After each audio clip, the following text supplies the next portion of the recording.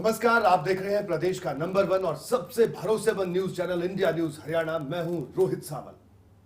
हमारे खास कार्यक्रम सामना सवालों का मैं आपका स्वागत है और आज हमारे सवालों का सामना करेंगे आईएनएलडी के युवा सांसद, हिसार से सांसद दुष्यंत चौटाला। दुष्यंत जी, आपका स्वागत है इंडिया न्यूज हरियाणा में। दुष्यंत चौटाला हमेशा अगर बात कहें सुर्खियों में रहते हैं, ठीक है, क्योंकि आप लोकसभा में वक्त वक्त पर मुद्दों को उठाते हैं। सबसे ज्यादा जो अगर लोकसभा में सवाल उठाने वाले सांसदों की अगर फहरिस्त देखी जाए तो उसमें एक आपका नाम भी है।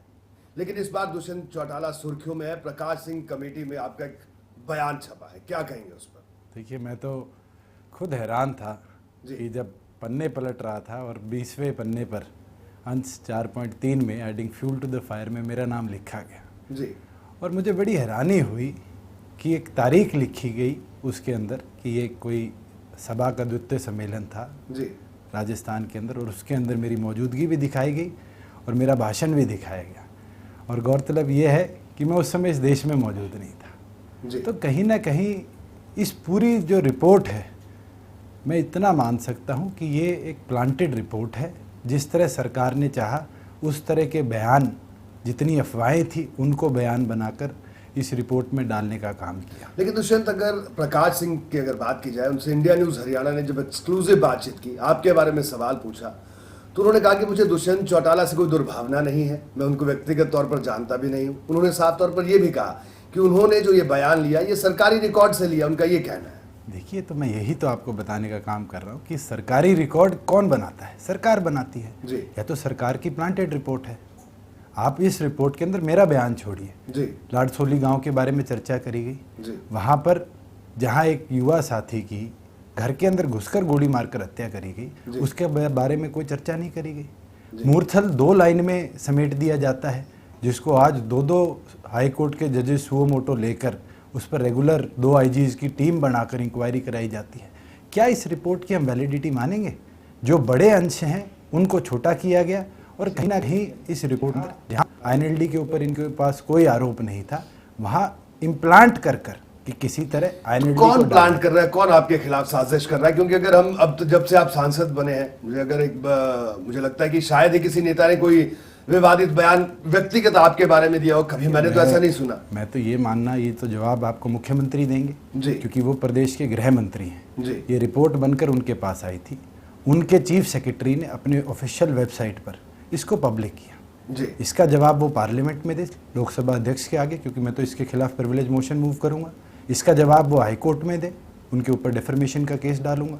क्योंकि जिस तरह का वाकया हमने देखा और मेरे बोलने के बाद खुद प्रदेश सरकार के मंत्रियों ने जवाब दिया है कि हमने कोई इम्प्लांट नहीं किया, हमारे पास सबूत है। तो मैंने तो ओपनली कहा है, आप सबूत लाइए।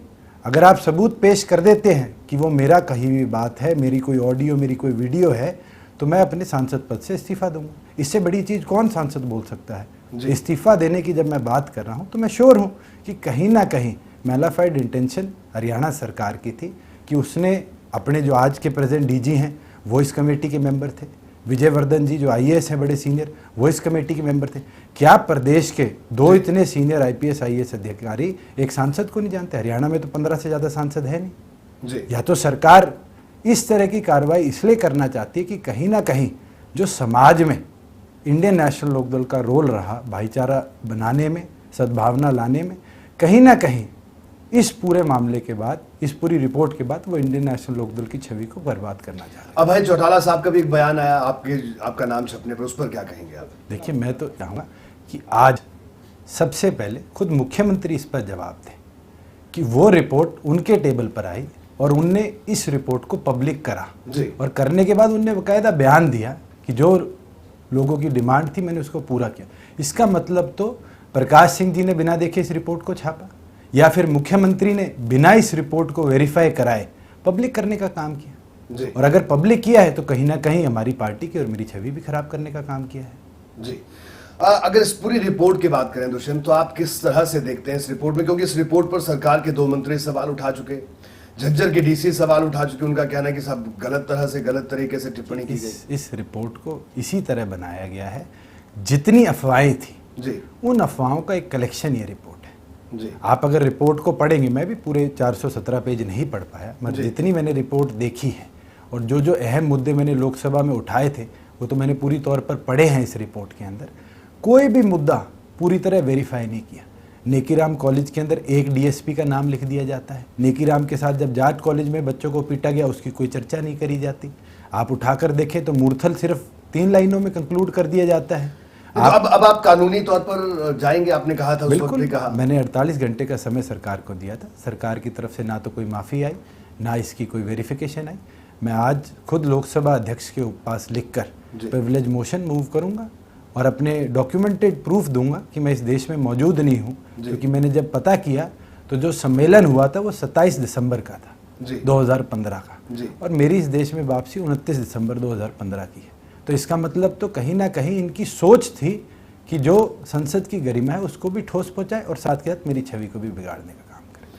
ठीक है दुष्यंत, अब अगर हम दूसरे सवालों पर आए, इस वक्त प्रदेश में एक जाट नॉन जाट की, हालांकि ये चर्चा मुझे कहने में कोई हर्ज नहीं है, कई सालों से चल रही है, इस तरह की राजनीति भी होती रही है, लेकिन ये पहला मौका जब खुलकर एक खाई सी बनती हुई दिख रही है। देखिए इस माहौल में आप अपने आप को, अपनी पार्टी को कहां देखते हैं? मैं तो पहले तो सभी पत्रकार साथियों से यह आग्रह करूंगा कि आप इसको बोलना छोड़ दीजिए जी, जाट नॉन जाट क्या है? हम तो बोलना छोड़ देंगे, लेकिन तमाम नेता, चाहे आपकी पार्टी के नेता दूसरे नेता हो। मैं तो बड़ा स्पष्ट सोच का व्यक्ति हूँ। जब चौधरी देवीलाल जी ने इस प्रदेश को बनाया उस समय कोई चौधरी देवीलाल जी अकेले आगे नहीं आए। उनने अपने साथ राव बीरेंद्र सिंह जी को भी रखा, पंडित भगवत दयाल शर्मा जी को भी रखा।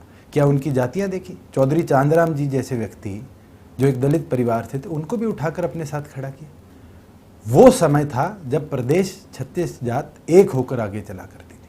आज केवल मात्र एक सांसद सिर्फ पॉपुलैरिटी के महज बारी बारी ऐसे बयान देता है और कहीं ना कहीं कुछ चुनिंदा लोग इस तरह की बातें करते हैं जिसके अंदर ये खाई बनाई जा रही है। और ये इसलिए बनाई जा रही है जिस तरह हिंदू मुस्लिम का लड़ाई गुजरात के अंदर करी गई थी, हरियाणा के अंदर भी इसी तरह की एक डिवीज़न पैदा करी जाए। खुद आप देखिए कि रोहतक के विधायक मनीष ग्रोवर ये बयान देते हैं कि 12 साल राज मोदी जी ने किया जब गुजरात दंगे हुए, खट्टर 15 साल राज करेंगे। क्या हमारा राज करने का जो लालच है वो दंगे करवाने से है, भाईचारा तोड़ने से है? विकास की बात कौन करता है? ये जो 1500, 15,000, 1.5 लाख करोड़ के जो MOUs की बात करते थे, आज बताइए मुख्यमंत्री जवाब दे, फाइनेंस मिनिस्टर जवाब दे कि उनमें से एक MOU आज फ्लोर पे आया हो। KMP की 400 दिन में बात कंप्लीट करने की करते थे, प्रधानमंत्री तो 1 साल की बात कर गए थे। आज KMP का जो सेकेंड फेज है उसके ऊपर जिस बिल्डर के पास उसकी डेवलपमेंट प्रोजेक्ट है उसने अपना दफ्तर खोलने का काम नहीं किया। क्या ये विकास है? आप बताइए जो 150 करोड़ 1500 करोड़ की पर विधानसभा ये घोषणाएं करते हैं उनके अंदर कहाँ 1 रुपया भी इनने देने का काम किया, बल्कि मेरे द्वारा सैंक्शन एमपीलैड का पैसा भी इनने रुकवाने का काम किया है जी। आज इनकी यही सोच है कि किसी तरीके से प्रदेश का जो विकास का जो ये मॉडल की बात करा करते थे वो इनका फेल हो चुका, और उसको छुपाने के लिए कहीं ना कहीं अटेंशन डाइवर्शन इस जात पात की बात से। ठीक है दुष्यंत, बाकी जो मौजूदा सवाल है उन पर भी आएंगे, लेकिन एक बड़ा अहम सवाल कि वक्त बदला, वक्त के साथ राजनीति भी बदली, इसमें कोई शक नहीं है, लेकिन INLD में जो बदलाव वक्त के साथ होना चाहिए संगठन के तौर पर, क्या आपको लगता है वो बदलाव हो रहा है या वो बदलाव हुआ? क्योंकि अगर हम पिछले 2 विधानसभा चुनाव को देखें, ज्यादा पुरानी बात नहीं कर रहा हूं, जिस तरह से जो आपका संख्या बल विधानसभा में रहा, हम ऐसा भी नहीं कह सकते कि सब पूरी तरह से सफाया हो गया, ऐसी स्थिति भी नहीं रही, लेकिन सत्ता तक भी नहीं पहुंचे। तो क्या लगा कि वो बदलाव जो होना चाहिए था, अपेक्षित बदलाव, वो नहीं था, और क्या वो होगा? मैं तो इतना मानता हूं कि इतिहास को आपको याद करना चाहिए। जब भजनलाल जी 8 साल मुख्यमंत्री रहे, बंसीलाल जी 3 साल मुख्यमंत्री रहे, लोग तो जब भी हमारे संगठन के ऊपर, अस्तित्व के ऊपर बात करा करते थे। हम दोबारा 2009 में आए, आज भी हम 9 से 32 हुए, 32 से 20 हुए, मगर लोकसभा में 0-0 से 2 हुए। जो बदलाव है वो बदलाव कोई एक दिन में नहीं आता। आज कार्यकर्ताओं की जो सोच है हमें उस पर भी उतरना पड़ता है, हमें जो समय है उसके साथ भी चलना पड़ता है, हमें सबको साथ लेकर भी चलना पड़ता है। और संगठन पॉइंट ऑफ व्यू से आज भी इस देश के अंदर, अगर कोई इस प्रदेश के अंदर सबसे मजबूत कोई संगठन है जिसके कार्यकर्ता अपने नेता की एक कॉल पर लाखों की तादाद में इकट्ठे हो जाते हैं, वो इंडियन नेशनल लोकदल। एक जो छाप सी लगी हुई थी दुष्यंत, क्या लगता है आपको कि दबंग राजनीति INLD के लोग करते हैं, और खास तौर पर आपके परिवार पर इस तरह का, इस पर क्या कहना है आपका? क्या उस छाप से आप हटे हैं? आपको लगता है कि वो जो दबंग छाप थी उसका नुकसान हुआ? अगर मैं प्रिविलेज मोशन लाऊं और लोकसभा ये जो 6 लोग हैं जिनने इस रिपोर्ट को बनाया, प्रकाशित किया, इनके खिलाफ कोई एक्शन ले ले तो मुझे भी दबंग कहने लग जाएंगे। जी। अगर किसी को अन्याय के खिलाफ लड़ना पड़ता है तो उसको लोग दबंग कहते हैं जी। और मुझे लगता है कि अगर ये दबंगई है जिसके अंदर न्याय लेने के लिए भी हमें लड़ाई लड़नी पड़ेगी तो जरूर हम तो अपने कार्यकर्ताओं के लिए दबंग बनकर रहेंगे। मगर कोई मारपीट का आप हम पे आरोप बताइए, कहीं लूट डकैती का आरोप बताइए, केवल मात्र हम न्याय के लिए लड़ाई लड़ते तो हमें लोग दबंग कहने लग जाते हैं। जी।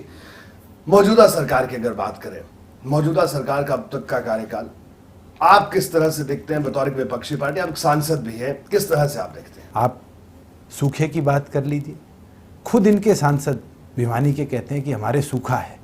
राजस्थान के 6 जिले जो भिवानी के सटे हुए हैं उनमें सूखा घोषित कर दिया जाता है। भिवानी के किसान धरने पर बैठे बैठे आईसीयू में शिफ्ट हो जाते हैं और प्रदेश सरकार केंद्र को लिखित तौर पर नहीं देती, 1-1 साल से उनका मुआवजा लिए बैठी है। आज पानी की ऐसी हालात है कि गांव के अंदर नहीं, शहरों के अंदर भी पीने का पूरी तौर पर पानी हम लोगों को नहीं पहुंचा पा रहे। बीजेपी दिल्ली के अंदर बिजली के खिलाफ धरना करती है, प्रदेश के किसी गांव के अंदर 11 से 12 घंटे ये बिजली नहीं पूरी तौर पर पहुंचा पा रही। किसान के खेत में 8 घंटे मिनिमम बिजली देने का प्रोविजन है, 5 से 6 घंटे बिजली वहाँ दी जाती है। आज ये हालात प्रदेश में है कि बड़ी बड़ी जो ये फोर्ब्स 500 कंपनीज़ की बात करते हैं, 25 ऐसी कंपनीज़ हैं जो हमारे प्रदेश से पलायन कर चुकी। जी। बड़ी कंपनीज ऑटोमोबाइल्स की आज पूरी तरह से तंग है। आज तो पावर अगर किसी के हाथ में इन लोगों ने दे रखी है तो बड़े बड़े पूंजीपतियों के हाथ में। आज अगर उठाकर देखो तो अदानी, अंबानी या कुछ चुनिंदा लोग आज आगे चल रहे हैं, चाहे वो सेब बेचने की बात हो, चाहे रेवड़ी बेचने की बात हो, चाहे सड़क बनाने की बात हो, चाहे बिजली बनाने की बात हो। क्या इस देश के अंदर ये 2-3 परिवार रह गए जो हर चीज करेंगे? जी बिल्कुल दुष्यंत, आप हमारे साथ बने रहिए। यहां पर एक छोटे से ब्रेक के लिए रुकेंगे। ब्रेक के बाद सामना सवालों में दुष्यंत चौटाला हमारे तमाम सवालों का सामना इसी तरह से करते रहेंगे। जल्द लौटेंगे।